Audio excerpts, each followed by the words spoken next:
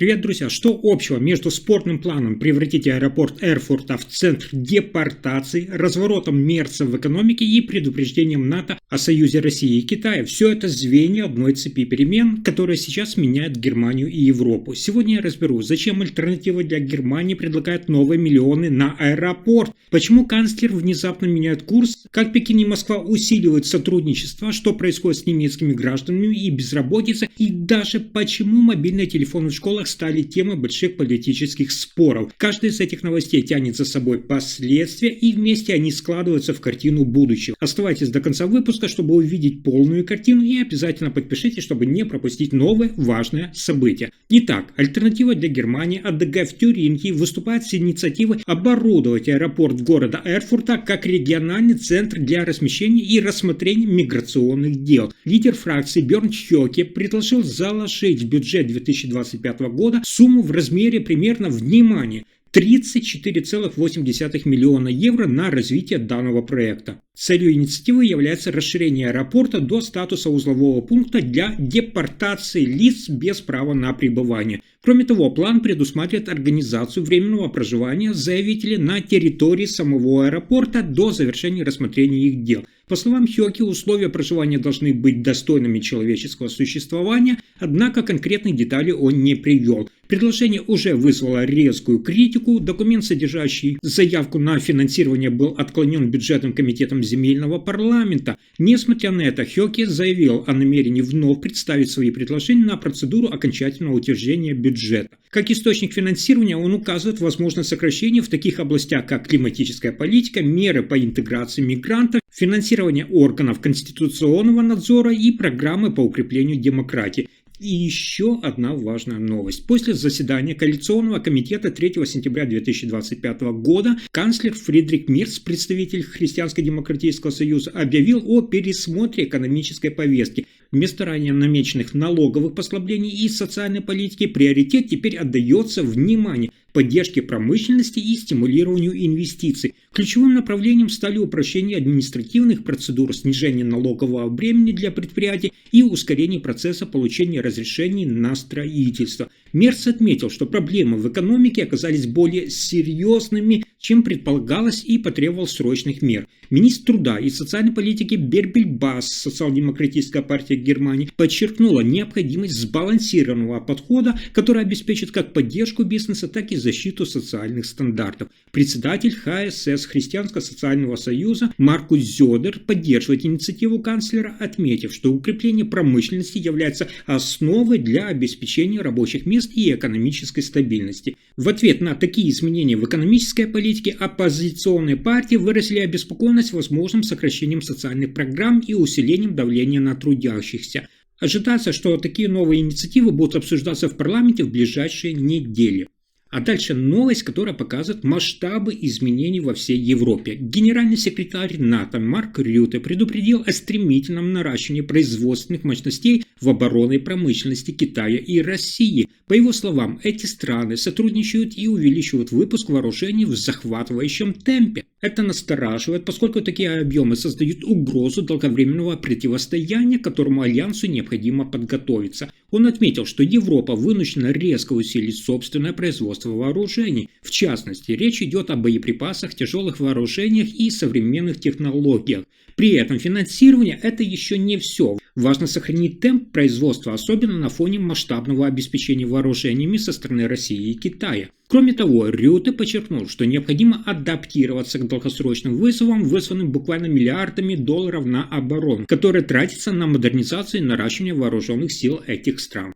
И еще одна новость Германии, которая вызывает обсуждение. Поставки нефти из Казахстана на нефтеперерабатывающий завод РСК в Шведе возобновились после короткой паузы. Ранее, напомню, транспортировка по нефтепроводу «Дружба» временно остановилась из-за повреждений, но ремонтные работы уже завершены. Как сообщает представитель компании Роснефти Deutschland Бурхард Вельке, нефть снова поступает, и в ближайшие дни ожидается полное восстановление нормального режима поставок. Завод в Шведе не получает российскую нефть, его снабжение обеспечивается за счет именно транзита казахской нефти. В среднем речь идет о примерно 120 тысяч тонн в месяц. Сейчас Роснефть Deutschland ведет переговоры переговоры с партнерами о продлении контрактов и возможного увеличения объема после окончания действующих договоренностей в конце 2025 года. Работа предприятия по-прежнему находится под контролем государства. Еще в 2022 году, напомню, активы компании были переданы под управление Федерального ведомства Германии. И этот режим должен действовать как минимум до сентября. Ожидается, что меры будут продлены, чтобы гарантировать стабильность поставок и бесперебойную работу завода.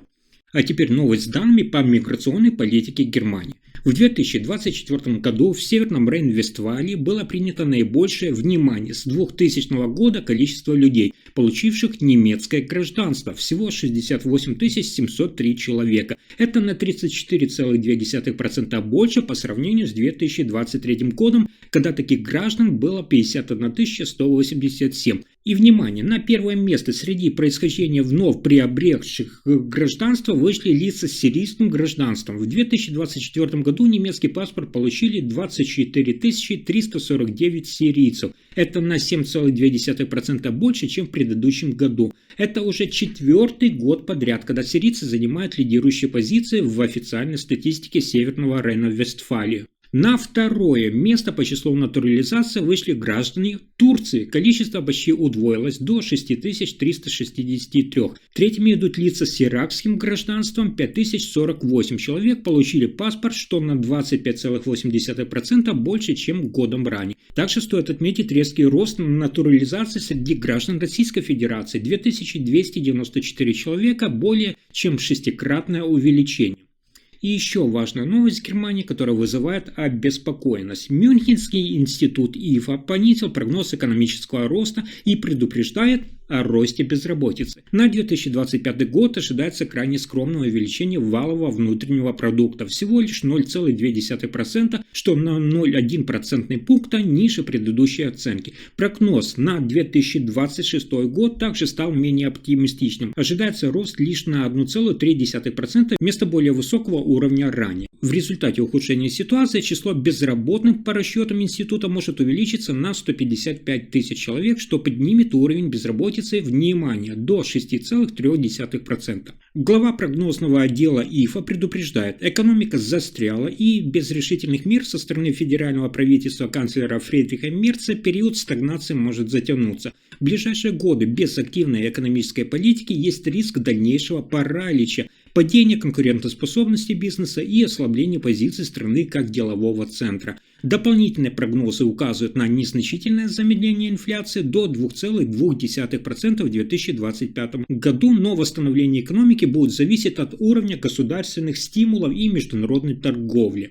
И это еще не все. В Нижней Саксонии разгорелась дискуссия по поводу предложенного Христианско-демократическим союзом ХДС запрета на использование мобильных телефонов в школах до старших классов. Председатель фракции социал-демократической партии СДПГ в Ландтаге Нижней Саксонии Штефан Полице выразил несогласие с этим предложением, назвав его чрезмерным и не учитывающим региональные особенности. Он отметил, что в сельских районах мобильный телефон может быть важным средством связи для учащихся, например, в случае пропуска школьного автобуса. Полице подчеркнул, что хотя использование мобильных телефонов в классе должно быть ограничено, запрет на их ношение в школьных сумках является излишним.